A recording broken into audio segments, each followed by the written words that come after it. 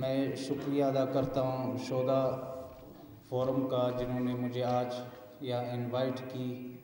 بلایا تاکہ میں اپنا اظہار بھی یہاں کر سکوں۔ بالکل اس میں تو کوئی دو رائے ہے ہی نہیں کہ شہید اور شہید وطن وہ زندہ ہوتے ہیں، اور جنہوں نے اپنے گھر کا قربانی دی ہے، شہید ہوئے ہیں۔ ایک گھر کا ایک فرد جب شہید ہو جاتا ہے، اس گھر کا حالت ہمیں پتہ چل جاتا ہے کہ کیا ہوتا ہے، لیکن ان شہیدوں نے پاکستان کے لیے قربانی دی ہے، اپنے اس گھر کو بچایا ہے، جو قیامت تک انشاءاللہ تعالی رہے گا، اور اس کے لیے ہم سب قربانی دینے کو تیار ہیں۔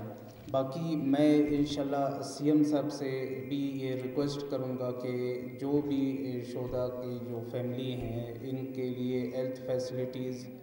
اور جو گھر ہے ان کا سسٹم بھی انشاءاللہ تعالی میں سی ایم صاحب آئیں گے عید کے بعد تو میں ان سے یہ ڈسکس کروں گا۔ باقی میں یہ کہنا چاہتا ہوں کہ آج اس ٹائم ہمارا ملک، ہمیں پتہ ہے کس نازک صورتحال سے گزر رہا ہے، تو ہمیں سب لوکل پارٹیز جتنے بھی ہیں، کامپرس پارٹیز ہیں، ہمیں سب کو اکٹھا ہونا چاہیے اس ملک کی خاطر، اور ایک ایسا جو بیرونی سازش چل رہا ہے اس سازش کو ہمیں ناکام کرنے کا یہ ٹائم آ گیا ہے کہ ہم اس سازش کو ناکام کریں اور اپنے ملک کو بچائیں، ہم اپنے ملک میں ڈیولپمنٹ لے آئے۔ تو میں